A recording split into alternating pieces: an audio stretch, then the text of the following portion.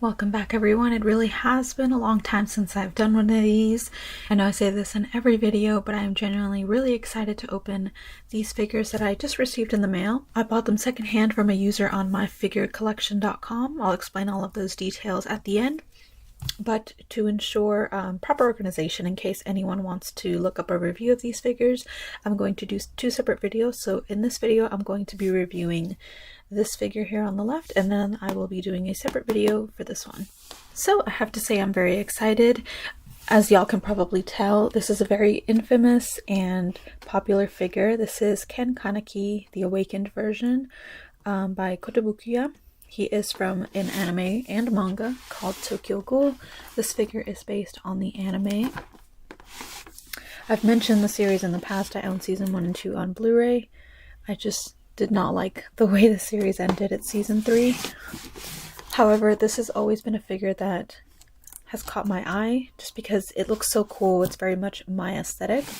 I really love the display box as well. I think if you wanted to keep him in the box, this would make a really good display piece. The window is great, the sides of the box cutouts are really nice, and you see the figure really clearly.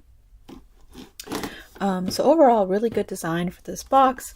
It has the official license here at the top, and then here is what the bottom looks like. So this is pre-owned. Here's the top of the box. It has cutouts where the teeth of his mask would be.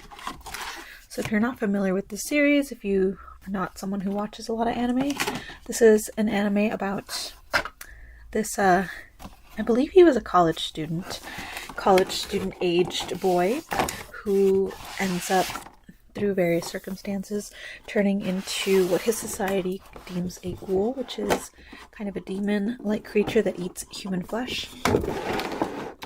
And the entire series is more or less him coming to terms with his new self and his new identity through a lot of tragedy and different circumstances. So I love the inside of the box. Because it is used, it's not in perfect condition.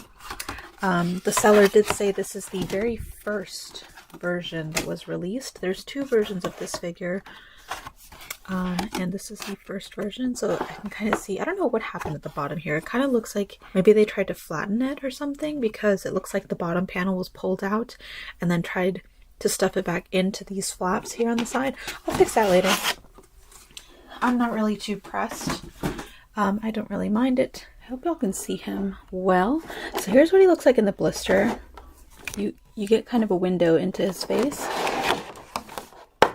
And since the tape has already been broken, you can kind of just pop open the buttons on it and he slips right out. The blister does have a crack, a small crack here and there, but it's not a big deal for me again. It's been a while since I've done a figure review, so I had to adjust my camera. I had to adjust the colors to fit how I think it might look best for y'all. So I hope they look okay. So here's what he looks like out of the box. He is absolutely gorgeous. I'll do a couple zoom in shots in a bit.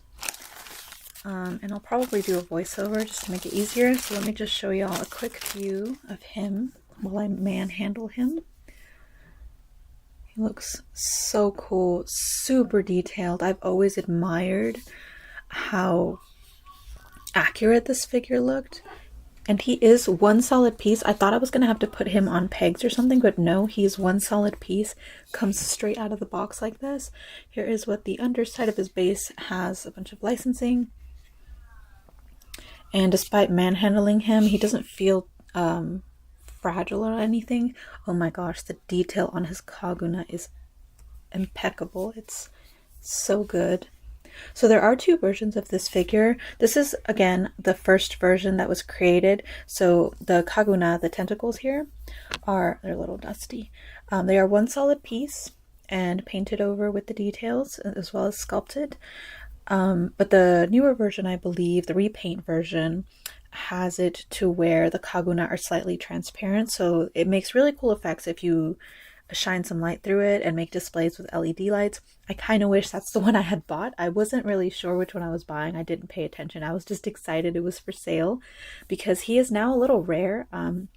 Brand new, he goes for about $400 on some common figurine shops. Pre-owned, he's probably a lot cheaper, but he's kind of hard to find at a reasonable price. He released for only about $100, not including shipping or anything. And I got him for $150, which I thought was fair. I probably could have negotiated a cheaper price. I didn't really think about it though, because the seller was selling another figure that I wanted, the other one that I showed y'all. And in the heat of the moment, I thought, you know what, let me just give this guy my money, because this is such an amazing price for him. And I really wanted him after so long, because I have wanted him ever since he released.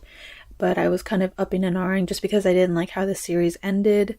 But the more I looked at him, the more I liked just how he looked, regardless of the series ending. And then he went up in price and stopped being sold, and I kind of lost my chance. I don't really have much else to say than what I've already said. This figure is absolutely beautiful. The sculpt on the clothing, the rips and tears and damage from essentially awakening his Kaguna and demon side is really cool. The Kaguna itself, I tried to get good shots of it, but my camera wouldn't focus. But you can see it's painted very beautifully. There's some veins in a lighter shade to add details. The base itself is really cool as well, being the odd shape that it is. It looks very realistic. Lots of texture on the stones.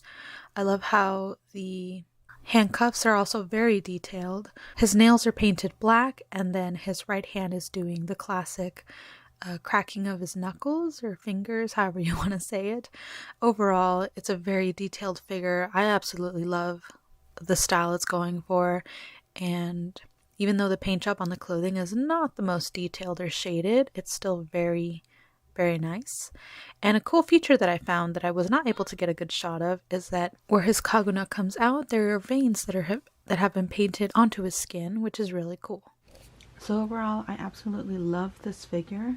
I've been wanting it for years, ever since it released, but at the time, because Tokyo Ghoul wasn't a series that I was that attached to, I decided not to get it, and then I regretted that because this figure has bumped up in price significantly over the years. You can still find some that are around the $200 range, but this was the first listing that I found that was $150 with shipping included. I did buy it from a seller on My Figure Collection, which if you don't know what that is, I will link it in the description. It's very much a community site for anyone who likes to collect anime figurines. They also include some Western properties such as Funko Pops in their database, so you can make lists of all the figures that you own, figures you want. You can make advertisements if you're selling a figure, or if you're looking for one, you can make one for that as well. So I found this figure for sale through a listing by the user who made an advertisement for this one, as well as the one that I also bought that I showed y'all earlier, and I will make a separate video for. They were selling both for about $150 each, shipping included. They said this one was negotiable, so I probably could have gotten him a little cheaper, but I was too excited to get both of them for these prices, so I just went ahead and bought both at the price they were advertising.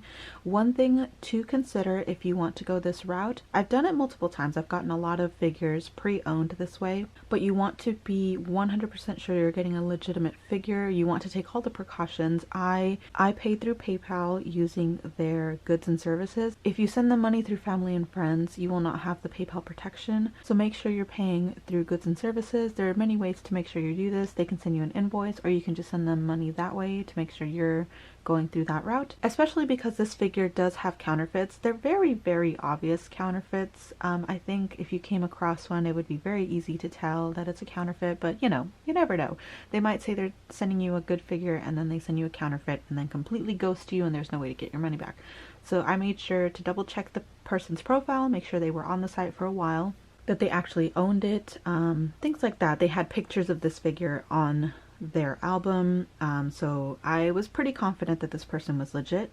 But once again, do your due diligence, make sure you don't get scammed, especially because recently there's been a lot of scams going around on My Figure Collection. It just seems like the site's activity has been going down over the past few years, and that brought up a lot of people trying to scam users that are still there. So while I still definitely recommend this site, just to have as a good resource, I definitely think you should be cautious when you buy from other users. That said, this was a legit figure. I'm very happy with it. I absolutely love it, and I can't wait to make a display for him. So thank you guys so much for watching. I hope you enjoyed, and I will see you in my next video.